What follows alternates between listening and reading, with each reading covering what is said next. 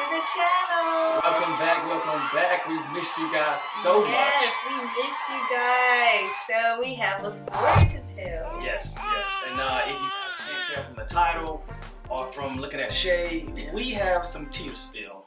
All aboard! She is not pregnant, as you can see. And that's because we've had the baby. Wait, can we all just stop for a moment and look at Trav's pose right here? Oh, look at him. Oh my goodness. He's such a proud daddy. Okay, roll the clip. We've had the baby. Yeah. Yes! Baby boy is here. He is He's here. healthy. He's here. He's alive and we're well. so excited. So Yes. we gotta tell you the story. All right. Woo! It's a lot of details. Mhm. Okay. So first thing first, my due date was October 10th. Yes, he came early. He came at 28 weeks. It was unexpected. I'm not gonna go into all of the details. So pretty much I went into labor unexpectedly. Let me give my Travis is the details. storyteller, not Let me. me give my details. Okay, so the first day she had pain. So first off, the whole pregnancy, she's been having Braxton Hicks, right? Yeah, Braxton Hicks. So Ever since maybe 8 weeks into the pregnancy. right, they got a little stronger and a little stronger as she got closer to the due date. She goes to the hospital because the contractions were very strong and they're more frequent. Wait. I went to the hospital because it was more pain, not necessarily strong contractions. Because I didn't think I was in labor. I Okay, thought stronger, more they were frequent just pain. more frequent. To me, those are synonyms, basically. I mean, she was having contractions that were unusual, y'all. Yeah, so they were she goes unusual. to the hospital, okay? Right. Let's not get bogged down into the semantics. She goes to the hospital and she tells her doctor. Her doctor checks her out, says everything's fine. Yeah, she Okay. even did a little ultrasound. He's like, Did a oh, little it's ultrasound, fine. showed her on the ultrasound, baby doing well, okay. So they gave us peace of mind. Yes. Shay goes back to living life as usual, doing her thing per usual. We think everything's straight. A few hours later, the very next day, Next day. she's having contractions Right. very frequently, and they're painful. Right? Yeah, and I had a little bit of bleeding. So the bleeding is what scared me. The bleeding But is the what thing right. is, the baby was still kicking, so I was like, okay, everything is fine still. You know, I know this is unusual to have bleeding in pregnancy, but the baby's here. You know, it's not a miscarriage or anything, so. But while Shay was having these contractions, while she was doing her thing, in her wisdom, she said, let me go back to the doctor and get this checked out. So glad I went back. So she goes back to the doctor to get these things checked out. She texts me. Now, for you guys who don't know out there in our YouTube land, in real life, I'm an attorney, okay? And that day that she texts me saying that she's going to the doctor because she's having these contractions, I was in depositions on that. Yeah. So I'm in depositions. But let me say, Okay. when I text, he texts back immediately. What's going on, baby? You know, because your boy had your phone right there. He you know? does it even when I wasn't I had my pregnant. phone on deck because, you know, I just wanted to be attentive and in tune because I A know good she had baby been having daddy. these complications, You wanna be a right? good So I baby wanted to be daddy. a good baby dad, you know. And sure enough, she said that she was having contractions. So I stopped everything and I said, okay, I'm on my way. I rushed to the hospital. All right, that was a big contraction. No, it wasn't. It Oh. wasn't big. It was just painful. Did you have those throughout the day today? Yeah, all day today. Oh. Short, I get back to the ER, they got her on the bed, they checked her, and they told her that she's been dilated. Yeah, so I dilated 1 centimeter. So when I went to the doctor's office before we got to the ER, my doctor checked and she's like, he still has a strong heartbeat. I'm like, yeah, stages and stages. Right. And so she told me to go ahead and go to the ER. I went to the ER. They checked me in. I don't remember. Everything is kind of like a blur. All I know is my baby was still kicking. That's all I can keep saying. The baby was kicking and I was hurting. He was kicking and I was hurting. So this is where I chime in again. Right. So we had this super duper funny nurse. If you watch this video, you know who you are. She made my life so much easier. During this time of turmoil, where our life was literally turned upside down, she was the comic relief, man, because this was a tumultuous, tough time, and everything's happening so fast. And I was just laughing and hurting. I was like, Yeah, no, man, like she Ouch. literally had us up in there laughing. But anyway, long story short, she was dilating. They ended up calming her body down, and she was stable. And end up transferring her from the ER for pregnant women over to a room. But no, at this point, we did realize I was dilating. We got really scared. The contractions were becoming more frequent. Right. So that's when they decided to go ahead and admit me. They started me on mag. They started magnesium.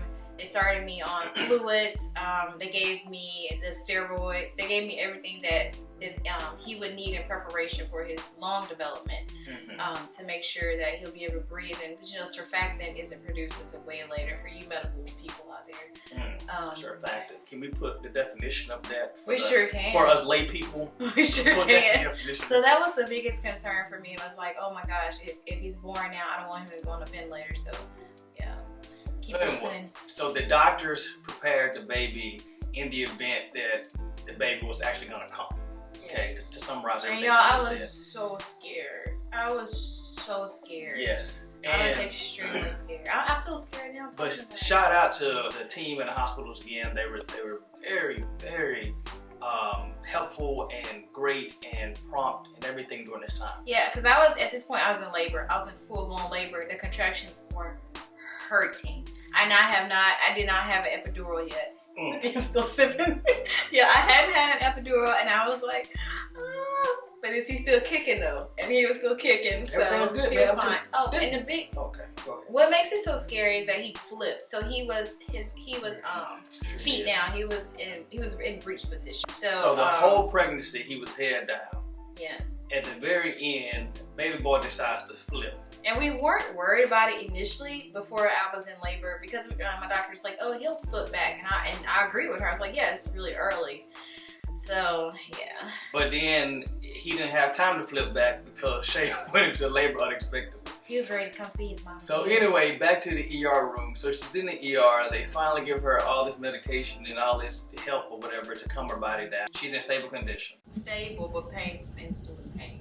So they transfer her out of the ER into a room, and they monitor her. And then they gave me my epidural. And they gave her the epidural. So I just wanted to say, like, for those of you who are really scared of that epidural, don't be as scared as people make you feel. Like, what am I trying to say? It's nothing to be scared of. Right, it's nothing to be. Yeah, it's a little scary, but it's not as scary. Yeah, it's not as scary. I felt so much better, and they gave me my epidural.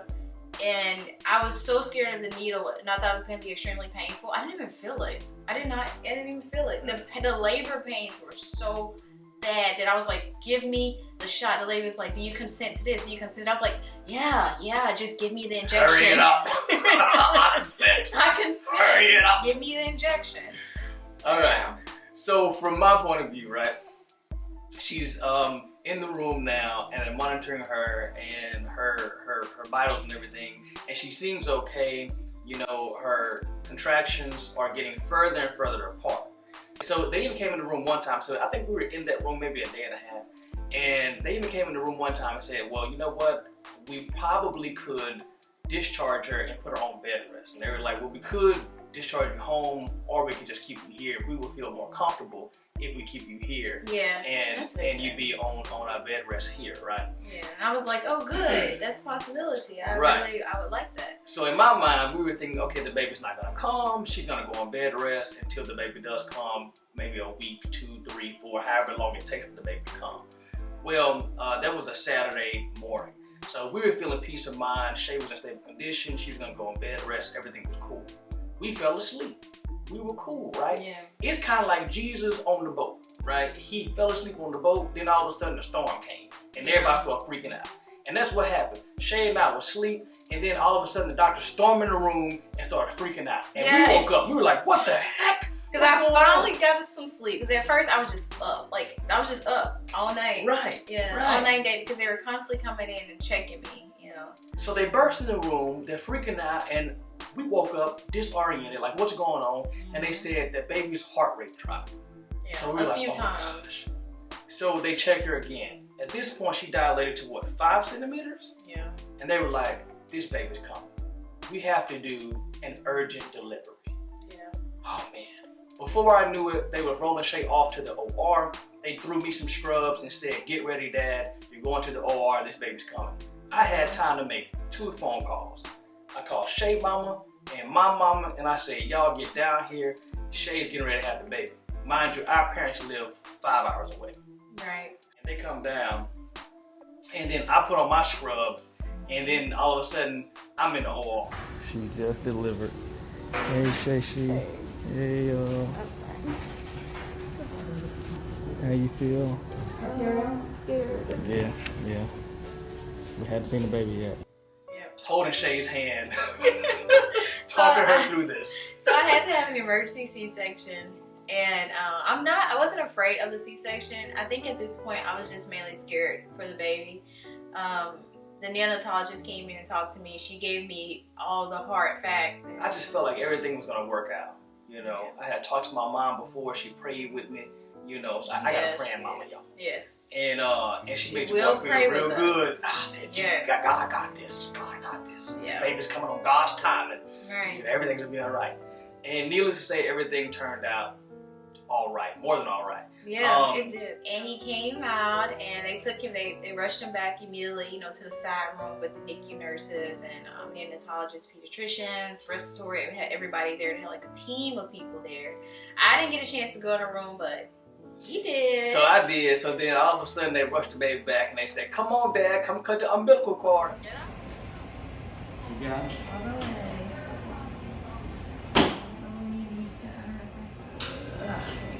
Hold up your scissors. Yay! I go in there with the scissors, right?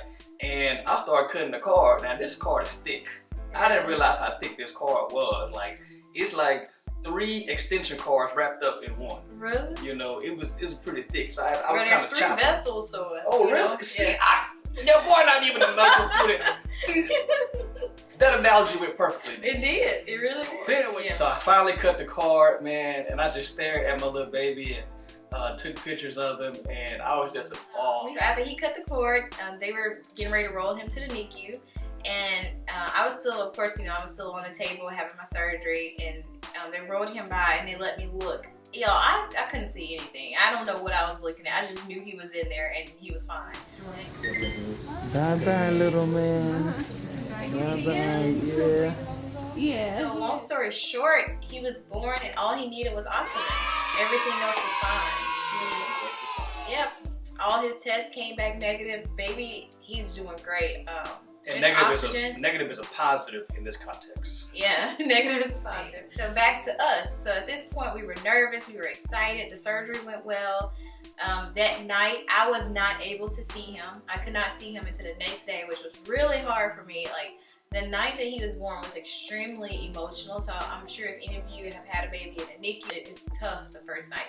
But I felt better because he was able to see the baby, and some of our family members who came here was able to see the baby. And I was like, okay, that's gonna have to do for now. And it was mainly because of the anesthesia that I was under. They wanted me to just kind of stay in the bed. So today is the day after the C-section, and it's really early in the morning. People keep coming and interrupting my sleep. And there's Trav over there, he's sleeping. Bless his heart, I know he's uncomfortable. The baby's still in the NICU, and yeah, so that's where we are right now. I will keep you guys updated.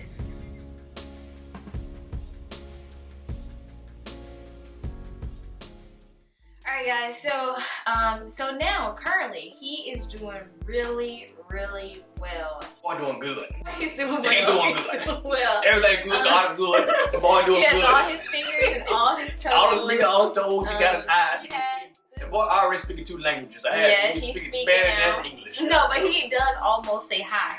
I say hi so much to him. He's like, hey, hey.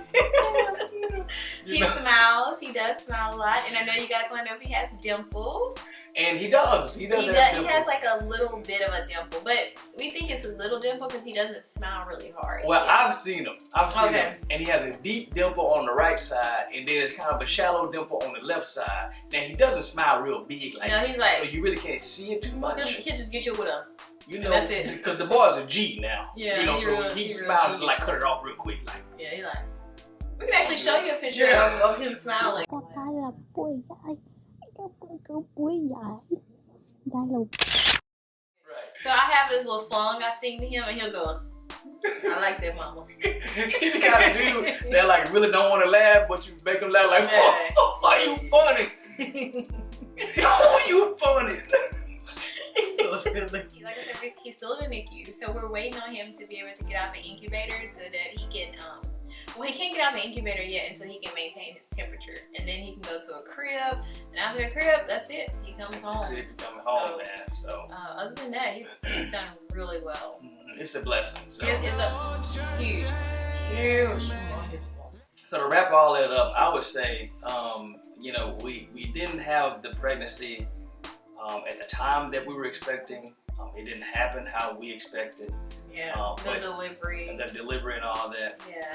But you have to be flexible. That's another thing I learned. Like, you have to be flexible with, you know, we all as women, we have in our mind how we want that day to go, how we want to know that we're getting ready to go into labor, all that. And for me, it was totally not what I expected for my first pregnancy, or really any of my pregnancies. Right. But you have to be flexible and just roll with the punches, you know. The babies, when they're ready to come, they come. You know, like I was saying, it's, you know, although it happened unexpectedly and everything didn't go how we planned, everything worked out. Yeah, you know? It worked out. So in the words of that Shakespearean poet, all is well that ends well. And oh, you already just stopped there. So yeah, man. So yeah. Oh, also a lot of people like, man, I want to, you know, keep up with you guys, cause you guys don't post as much. But if you guys want more content, follow us on the gram. Yeah, we always have time to post on Instagram because it's like quick. Whereas it's YouTube, quick. we have to edit. You have to sit down and edit. You know. Alright guys, so, and some of you have been messaging us and commenting, asking for our registry. We're registered at Target, so feel free to send us something, but also we don't want you to feel obligated to send us anything. It's just because people have been requesting our information. I'll put our P.O. box in the description box just in case you want to send us something that's not on the registry. You know, whatever you guys want to do, that's fine with us. We're just going to put that however the information out spirit there. move you. If you go to Target, it's Shay and Travis. It's not Shay and Trav, it's Shay and Travis. My full government name is on there, you know. So yeah, that's how you find us on Target registry. Yes. And again, guys, you know, we just give you guys a brief summary of our account. It's a lot of information. If you guys want us to do a different video on maybe going into details, some more details about something that we kind of glossed over, we will. Alright guys, so until the next video, make sure you drop a comment. If you made it this far, hit that like button. Subscribe to the channel if you haven't already. Follow us on the gram at Shay and Trav. And stay tuned for future videos. Yeah. Wait, let me see what this is. Let me give it a little tea. Yeah. Oh, it's water. It's not water. That's clear tea. It's just water. He was drinking it like it was so good during the whole video. Baby, it's really vodka. Okay, this is not yo, I'm gonna be getting lit. You're gonna get lit. Bye, y'all.